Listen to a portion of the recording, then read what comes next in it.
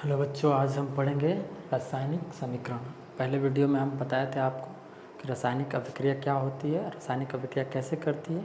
उसके बाद आपको हम बताएंगे रासायनिक समीकरण के बारे में।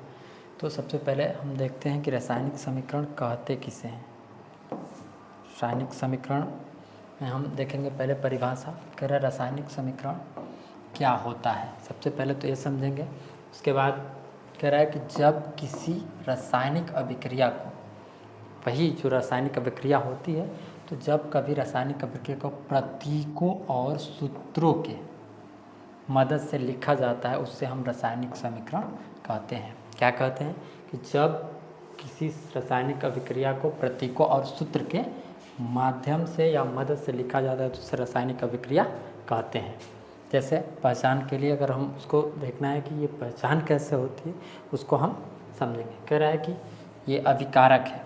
अभिकारक या क्रियाकारक और उत्पाद, ये दो चीज़ें होते हैं जो पहचान के लिए से काफ़ी है। अभी हम आपको समझा देंगे कि हाँ, अभिकारक किसे कहते हैं और क्रियाकारक किसे कहते हैं।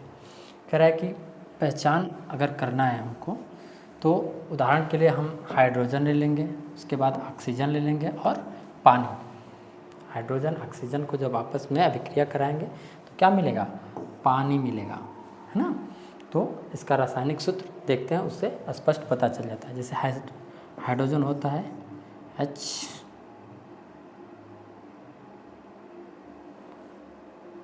H2 और उसके बाद क्या होगा? ऑक्सीजन का O होगा। तो ये रासायनिक क्या है? इसके प्रतीक है। और इसको जब अभिक्रिया कराएंगे तो क्या मिलेगा? H2O।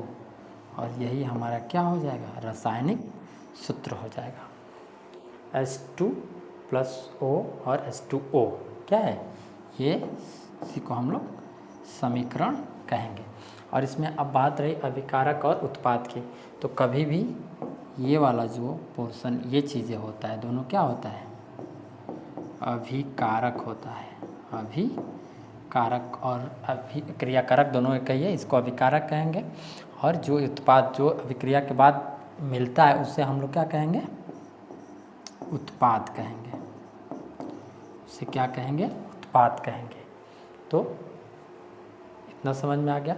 आगे हम देखते हैं, इसमें और कुछ पॉइंटें हैं। जैसे कह रहा है कि अब जब ये रासायनिक समीकरण बन जाता है तो उसको हम बैलेंस करते हैं। बैलेंस किसके कहते हैं?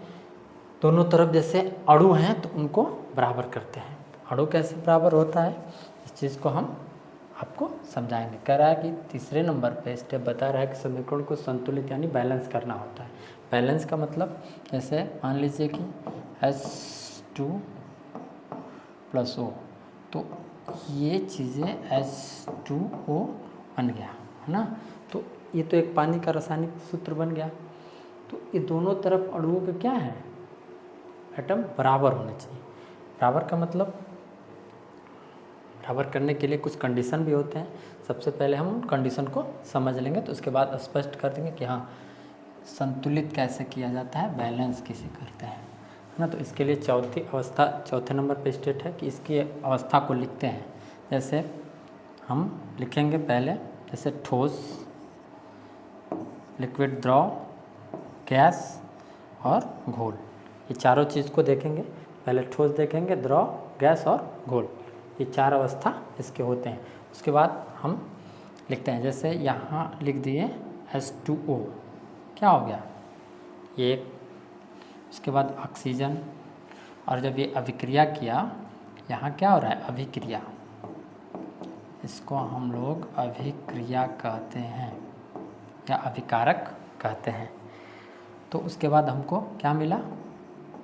उत्पाद मिला। उत्पाद में क्या मिला? H2O, और ये क्या है? लिक्विड है। तो अवस्था लिखने के लिए बस इसमें हम आपको ये समझाना चाहते हैं कि अवस्था कैसे लिखा जाता है। जैसे मान लीजिए कि आप यहाँ हाइड्रोजन लिखें, हाइड्रोजन लिखें, तो हाइड्रोजन क्या है? गैस है। यहाँ दो हम करते हैं।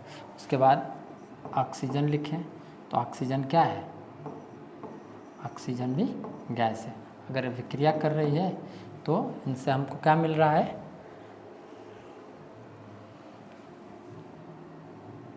इन दोनों को अभिक्रिया मिल रहा है तो क्या मिल रहा है, पानी बन रहा है।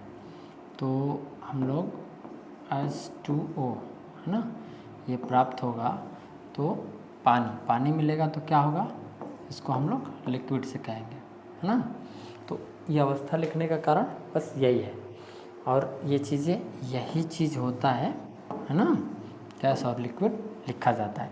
इसमें अब सबसे पहले हम लोग को ध्यान देने योग्य बात ये होता है कि कभी भी ऐसे सवालों को हम लोग समीकरण को देखते हैं तो सबसे पहले हम लोग धातु को यानी मेटल को बैलेंस करते हैं।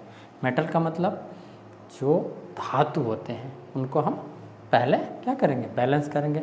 उसके बाद अधातु को आएंगे, तो फिर उसके बाद अधातु को बैलेंस करेंगे, और उसके बाद हाइड्रोजन और ऑक्सीजन को बैलेंस किया जाता है। अब देखिए एक उदाहरण है, जैसे यहाँ दिया है मैग्नीशियम,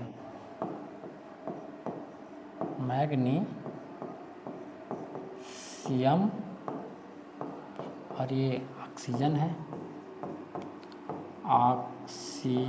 है, और इससे मिलके क्या बना है, इससे मिलकर बना है मैग्नीशियम ऑक्साइड।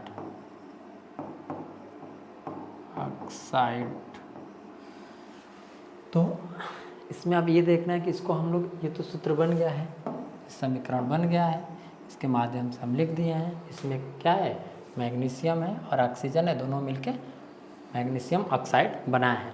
लेकिन इसको बैलेंस करना है, जब तक बैलेंस नहीं करेंगे तब तक क्या होगा, ये समीकरण शुद्ध नहीं होगा। तो सबसे पहले हम लोग धातु को अब यहाँ Mg है और ऑक्सीजन के साथ अभिक्रिया किया है तो क्या बना है, MgO, है ना। अब इसमें एक देख रहे हैं कि हमारे पास क्या है, ऑक्सीजन यहाँ 2 है और ऑक्सीजन के अणु 2 हैं और मैग्नीशियम के अणु यहाँ 1 है और यहाँ भी 1 है। तो इसी को हम लोग को बैलेंस करना है। तो इसमें करना कुछ नहीं है, देखेंगे कि यहाँ 2 है तो हम लोग 2 से क्या कर देंगे, गुणा कर देंगे, यहाँ भी 2 कर देंगे और यहाँ भी 2 कर देंगे। तो क्या हो जाएगा, मैग्नीशियम के अणु भी 2 हो गए, यहाँ मैग्नीशियम के अणु 2 हो गए और ऑक्सीजन के यहाँ 2 हैं।